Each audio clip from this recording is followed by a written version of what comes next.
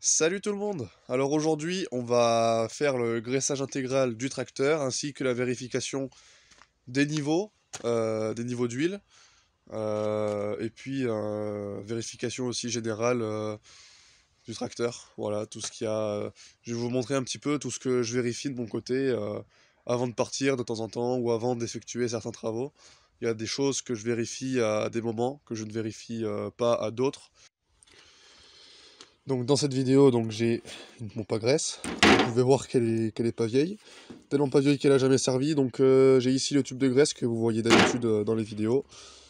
Pour le mettre dedans, je l'ai pas fait parce que bon, il y en a peut-être qui ne savent pas comment on met ça là-dedans. Enfin c'est vrai que c'est tout un processus.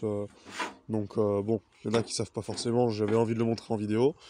Une petite pince pour enlever la languette là. Et bien évidemment la GoPro, ça toujours.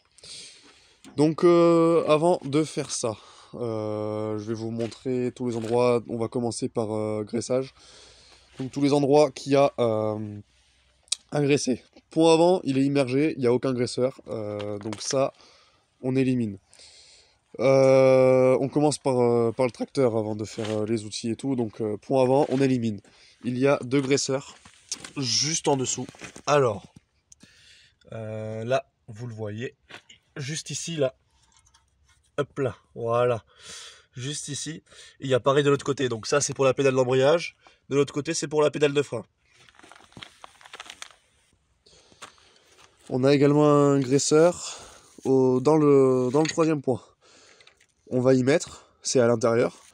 Par contre, j'en mets pas à l'extérieur. Parce qu'après, la merde, elle va venir se coller dessus. Et quand je vais rembobiner, ça va partir dedans. Et là, c'est bon. Là, après, c'est foutu. Là, il faudra nettoyer la prise de force. Il y a eu des copeaux de bois qui ont volé dessus, beaucoup de copeaux de bois. Ça c'est normal, il y en a partout, ça s'est collé partout. En fait, la chèvre que vous voyez là-bas, je l'ai mise dans la bennette pour couper du petit bois. Le petit bois que j'ai ramené au hangar dans la vidéo précédente. Ensuite, au niveau du chargeur. Donc il y aura un point de graissage à chaque articulation. Alors où c'est qu'il y a des articulations? Alors il y en a une déjà ici. Tout simplement parce que toute cette partie-là du chargeur, toute cette partie-là est fixe. Donc, et celle-là est movible, et mobile. Donc ça bouge par rapport à ça. Donc ici, il y a une articulation. Donc un graisseur de chaque côté. Voilà, ça fait deux graisseurs. Ensuite, il y a d'autres articulations en bas, là-bas. Bon, là, les axes, les vérins, ça ne compte pas. Donc ça veut dire que là, là, là et là, ça ne compte pas. Par contre, ici, il y a deux graisseurs qui sont en dessous. Faudra lever la fourche. Mais il y en a un qui est cassé, donc faudra le changer un jour. Donc on pourra en graisser que 3 sur le chargeur. Voilà. Donc ça fait pas beaucoup de graisseurs, ça fait 5 graisseurs au total sur tout le tracteur. Sauf si, bien évidemment, j'en ai oublié. Mais bon, j'ai bien fait le tour. Il n'y a pas d'autres graisseurs, j'en ai pas vu. À la fourche, il n'y en a pas d'autres. Ça, c'est la fourche, c'est pas très compliqué. Le tracteur, le pont avant, j'y ai vraiment passé un moment, il n'y a aucun graisseur, donc bon, voilà. Après, niveau milieu et arrière du tracteur, dites-moi en commentaire ceux qui connaissent ces tracteurs-là, s'il peut y avoir d'autres graisseurs autre part. Voilà. Donc, il y a le troisième point aussi. Donc ça fait, il y a deux graisseurs, 2, 4, 6, ça fait 8 graisseurs au total. Voilà, avec le chargeur. Bon allez, on va commencer par mettre le tube dans la pompe à graisse. Donc va falloir dévisser tout simplement ça. Voilà. Cette tige là, vous allez appuyer là-dessus et tirer comme ça. Hop là, au maximum. On regarde au fond, si c'est bien au fond. Donc là, c'est bien au fond. Là, j'enlève le couvercle. Je le mets comme ça, c'est-à-dire en bas. En fait, je le mets à l'envers dans ma pompe.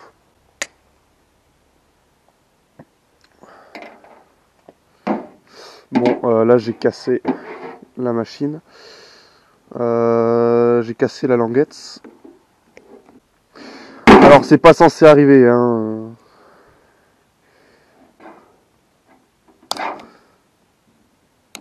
Tac. Hop là. Merde. Ah, voilà. Allez hop.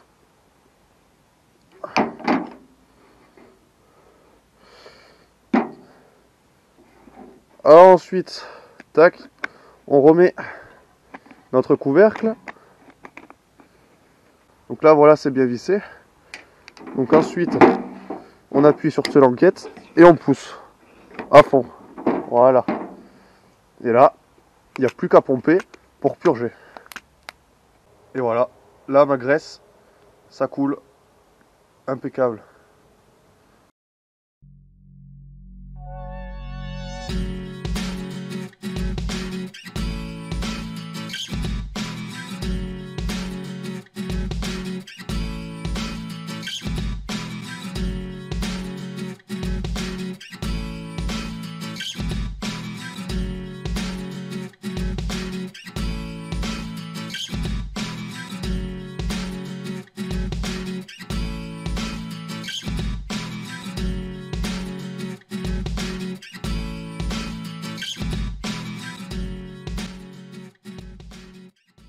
Bon, alors là, j'ai fait tous les graisseurs que je pouvais faire. Il me manque plus que celui qui est là-dessous, là-bas. Donc avant de le faire, avant de lever la fourche en fait, avant de démarrer, je vais faire mes niveaux et je vais essuyer ce qui paraît être soit des sointements, soit des fuites. Des fuites, j'en suis moyennement sûr parce que bon, il n'y a jamais eu, je le garde toujours au même endroit, il n'y a jamais de tache d'huile. Donc je pense que soit c'est juste du sointement, soit ça date de la fuite du vérin, de l'ancien vérin, et ça a coulé jusqu'en dessous. Donc je vais tout essuyer, et quand je vais démarrer, quand je vais rouler, etc., je verrai bien si ça revient. Alors du coup, pour mes niveaux de remplissage, là c'est l'huile de boîte et hydraulique. Ça fait, c'est les deux, c'est le même compartiment. Donc je vais tirer tout simplement la jauge. Voilà. Donc le tracteur il est stationné à plat, hein. Le tracteur est stationné à plat. Autrement, ça fausserait le résultat. Je remets à plat. Et donc là, ça ne fait pas le focus. Ben, j'ai l'impression que c'est... Ah, ça a un peu baissé. Avant, j'étais à la barre. Là, je suis juste un peu avant la barre. Juste un peu avant. La barre, c'est le maximum. Donc, bon. Là, l'huile moteur, ça se trouve juste ici. Voilà. Bon, voilà, j'ai essuyé contre un chiffon parce que c'est pas la même couleur. Et puis, c'est pas la même histoire. Donc, je remets. Hop là, je retire. Bon, là, du coup, vu que c'est noir, on voit bien. Oui, bon, c'est bon. Il y a largement le. Il y a largement le niveau. Donc, je remets la jauge. Tac. Donc, au niveau des niveaux. Ben, on est bon. Voilà. Donc toujours le faire bien à plat, je rappelle. Ah, mais je sais pourquoi il en manquait un peu. Le chargeur, il est baissé. Le godet, il est relevé, enfin presque à fond. Donc ça veut dire qu'il y a encore un petit peu d'huile dans les vérins. En soi, le chargeur, il n'est pas baissé à fond, parce que sinon, ça lève les roues avant du Kubota. Donc il y a toujours un peu d'huile qui reste dans les vérins. Et là, j'ai pas baissé mon relevage à fond, donc il y a encore de l'huile dans les vérins. Ça, c'est pareil, toujours faire. Je l'ai pas fait. Vous voyez, j'ai oublié. Je viens de m'en rendre compte, donc voilà. Là c'est pas le souci, mais c'est si vous remettez de l'huile du coup après. Et quand vous allez baisser votre relevage, ça va déborder. Enfin, ça débordera pas parce que vous aurez pas ouvert votre bouchon, donc ça va être pire. On va également faire la petite vérification du liquide de refroidissement. Donc là, on peut voir que le bocal, oh putain, voilà, il est pratiquement à sec, donc on va aller en remettre. Voilà, j'ai été remplir donc jusqu'au full. Hop là, donc on va remettre notre petit bocal à son emplacement. Hop là, voilà. On va remettre son capuchon avec le tuyau. Ah putain. Eh ben, pourquoi il veut pas? C'est moi qui... Ah, voilà. Ça y est. Donc, liquide de refroidissement, ça c'est bon. On pourrait également faire la pression des pneus. Moi, je vais pas la faire dans cette vidéo parce que je l'ai déjà faite il y a pas longtemps. Donc, bon, je pourrais éventuellement vous la faire au printemps. Quand je la referai sûrement au printemps, fin de printemps, début été. Voilà. Quand les beaux jours arriveront, que on s'en servira vraiment, vraiment souvent. Voilà. Donc là, je vais prendre une petite bâche parce que pour vous montrer un petit peu où c'est que ça m'inquiète un petit peu. Voilà, c'est ici que ça m'inquiète un peu là. Là, le bouchon il est tout noir, donc là c'est tout noir, donc c'est de l'huile moteur. C'est de l'huile moteur, donc c'est là que ça m'inquiète vraiment le plus. Il y a juste ici là que ça m'inquiète aussi un peu, mais beaucoup moins que là-bas. Voilà. Et alors, c'est pas le reniflard, parce que le reniflard d'huile, il est là. On voit bien la trace sur le pont avant. Le pont avant, il est tout noir, donc le reniflard, c'est pas lui. Non, non, là, c'est vraiment de l'huile qui coule, donc on va voir. Qui coule ou qui sointe, ou qui a coulé. Mais vu que l'huile est noire, ben, c'est pas de l'huile hydraulique. Donc en fait, c'est ça qui me fait poser la question, quoi. Bon, j'ai essuyé du coup là-bas. Donc on verra bien comment ça tourne. Maintenant, on a fait les niveaux, tout est bon. Donc là, on va démarrer. Donc ça, comme ça, pendant 10-15 secondes, ça suffit, hein. Du coup, ouais, on va lever le chargeur, on va graisser. Et puis on sera bon, on fera un petit tour de vérification, comme si on allait partir, par exemple, comme si j'allais partir, allez, faire du rotavator. Donc le rotavator, c'est vraiment là où il faut vérifier le plus de trucs, quoi. Parce que ça fait beaucoup de vibrations, et c'est là où c'est que on perd le plus de choses en général, vu qu'il y a beaucoup de vibrations.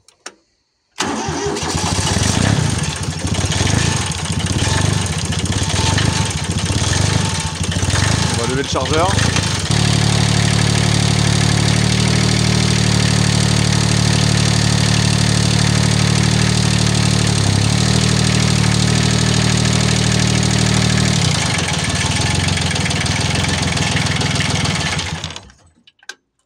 Hop là. Alors, mes graisseurs. Mais c'est celui-là, voilà. C'est celui-là. Et donc, celui que je vous disais qui est cassé, c'est celui-là. Je vais le démonter, puis il faudra en remettre un neuf. Voilà, faudra aller en racheter un, le même. On va prendre celui-là comme modèle, parce que c'est pas les mêmes pas ou les mêmes diamètres. J'en sais rien. Donc, en tout cas, je sais que c'est jamais les mêmes. Donc, du coup, voilà. Bon, du coup, là, j'ai graissé. Donc, on va passer au point de vérification à vérifier. Premièrement, des choses qui me sont déjà arrivées. Perdre ces clavettes là. Alors, pas celle-là. C'est pas celle-là que je perdais, mais par exemple, si vous partez faire, si vous partez creuser, voilà, faire du chargement de terre, voilà, faut vérifier ces fixations-là, si les clavettes elles sont encore présentes. Moi, c'est celle-là que j'avais perdue une fois, même plus d'une fois, voilà. Donc, bien vérifier ça, la présence des clavettes. Celle-là aussi, bon, celle-là, je la perds moins. Mais ça arrive de les perdre, voilà. Également, bon, ça c'est un truc basique, mais si les boulons des roues sont bien serrés. Bon, en général, les boulons des jantes, oui. Moi, c'est ceux de l'intérieur qui avaient pété, ceux qu'on a changé la dernière fois. Donc là, bon, c'est des écrous freins. C'est pas une raison pour pas vérifier, je le vérifie assez souvent quand même. Une fois, j'ai la roue, je le rappelle, qui s'était renfoncée. Elle aurait pu faire comme ça aussi, hein. Voilà. Donc, j'ai eu de la chance.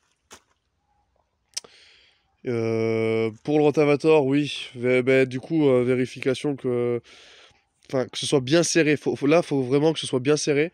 Et pareil, troisième point, bien serré. Surtout, je parle serrage contre-écrou, donc des stabilisateurs, du troisième point. Et les manilles. Bon, là, elles sont au lock-it. Elles sont collées au lock-it, donc là, les manilles, il n'y a pas trop de soucis. J'ai fait le nécessaire. Là pareil, présence de tous les boulons, etc. Enfin voilà, histoire de pas avoir de problème, quoi, de pas avoir de surprise lors du travail. Et puis bon, un bon nettoyage aussi, histoire de voir qu'il n'y ait pas de problème. Alors bon, là on est en plein hiver, vous voyez la jante là. C'est bouillasse par endroits, c'est que de la goille, donc du coup, bah, ça, je vais pas le laver en fait dès la première utilisation, le ressalir tout de suite. Voilà, je le laverai cet été, quand ce sera bien sec, que les sols auront séché. Et puis voilà. Et du coup voilà, donc j'espère que cette petite vidéo sur les vérifications du tracteur ainsi que le graissage vous aura plu. Si vous avez des questions, n'hésitez pas à me les poser en commentaire, voilà. En tout cas, moi je vous dis à dans une prochaine vidéo. Allez, ciao!